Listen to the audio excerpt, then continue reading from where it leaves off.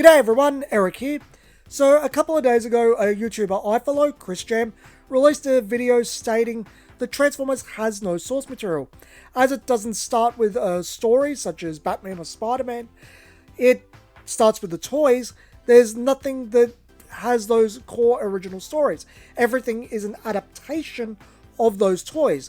G1, movies, Prime, everything is as valid as each other because they're not those original toys. They're an adaptation of them and the concepts herein. I thought this was actually a very interesting and thought-provoking video. Not usually what you get from Chris Jam. Link will be on the screen now for the video if it hasn't been prior. And I started writing a comment. The comment got rather long and I thought to myself, you know what, Chris Jam's comments don't get that much attention, and I think I've got some interesting points here, so that expand on his points. I'll make this into my own video. I'm making this off the cuff, so minimal editing because it's not my planned video this week, but I'll make it and just put it out there. If you enjoyed today's video, give it a like and tell me in the comments, or tell me to make more of this type of content. If you're new to the channel and you're enjoying what you're seeing, it's not my usual content. You can find that elsewhere. But if you want more of this, again, like, comment, and subscribe because I'm trying to reach 5,000 subscribers by 2026. So again, going back to the topic at hand, Transformers starts with the toys. Everything else, the G1 comic books by Marvel, the Ladybird books, the Big Looker books, all of them are derivative of those toys. They're downstream from them. And in some cases, especially the G1 cartoon, it is very much an adaptation of those toys, as the cartoon doesn't reflect the toys whatsoever. It looks nothing like the toys. If memory serves correctly, the Ladybird books, which I had a couple of as a kid because I was still around into the early 90s, are the only ones that are reflective of the toys. And I actually think the toys generally have more visually stimulating aesthetic. I'll put it that way. They're cooler looking. I know that's not going to go down well. The toys are cooler than the cartoon, but I generally think that's the case. Even sad old Ironhide, I would probably take the toy design for being interesting over the man wearing cardboard boxes cartoon. I understand why the cartoon ended up the way it did. I think most people do.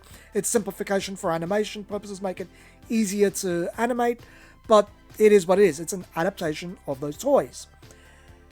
The toys themselves have an interesting history. So if you've watched the Toys That Made Us or have followed anything to do with Transformers, you'll know Hasbro staff, I forget who it is offhand, went to Japan for a trade show, saw the Diaclone toys for, I think it's 1983 on display, and thinks, oh hey, that's really, really cool. We can market those back home. Well, someone already tried with, Takara already was trying, I think at that point, with Diaclone. It didn't go anywhere, was because I don't think the media or story attached really captured kids. I don't think there was enough to really push it with kids.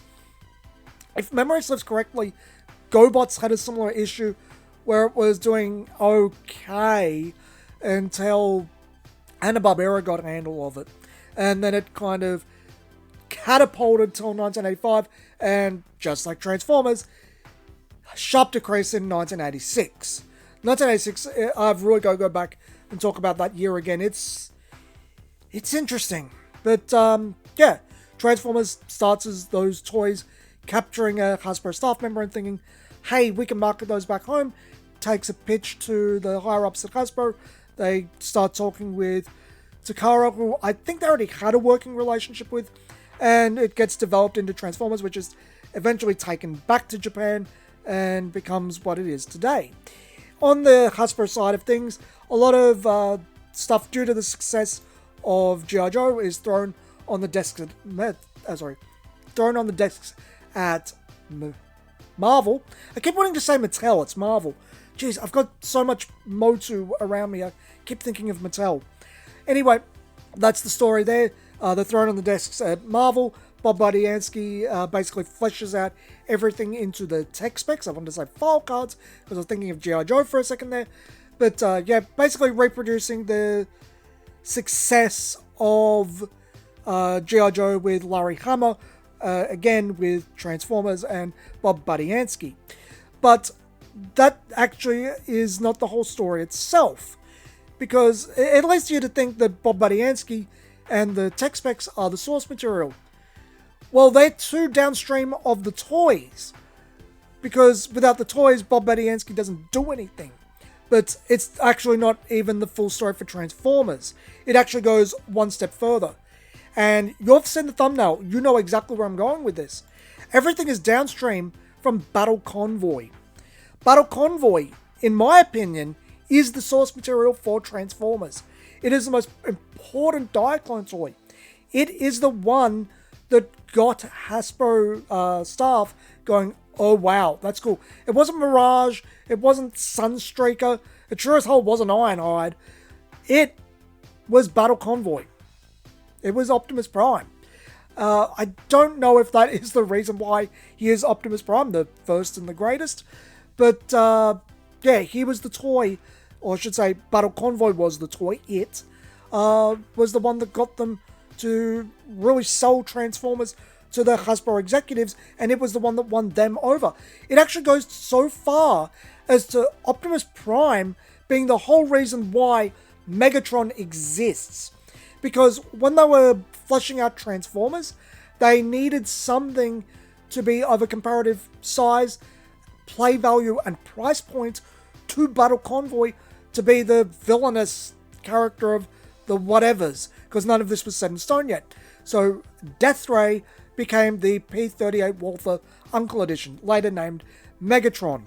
Actually, it makes the cartoon rather interesting that Optimus Prime is created as a reaction to Megatron assaulting Orion Pax, when in reality, Optimus Prime is the whole reason that the P-38 Walther from Microchange was chosen as Megatron. And as I said, everything is downstream there. Looking back at the 1982 and 1983 Diaclone toys, it's very easy to understand why Battle Convoy was the one that made the impression.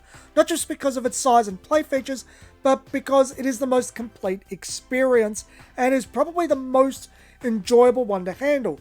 I'm of the opinion that Microchange by and far is a superior line to Diaclone, but 1983's Battle Convoy is the exact point where Diaclone stops being Growing Pains the line and starts having some legitimately good toys. I don't think Jet Robo is real that bad, but I'm not a huge fan of the early Car Robo. Battle Convoy, on the other hand, is a phenomenal toy and always has been. It's very easy to understand why it made the impression it did, and it's still a good toy to this day. And that's all I have to really say on the matter. As far as I'm concerned, Battle Convoy is the source material for Transformers because nothing happens without it. Or should I say, nothing happens without Optimus Prime. He is the source material of Transformers. Anyway, if you enjoyed today's video, be sure to give it a like and subscribe for more Transformers content, and it'll also tell me to make more of these off-the-cuff response-style videos. Till next time, friends, this has been Eric from Toys Down Under, and thanks for watching.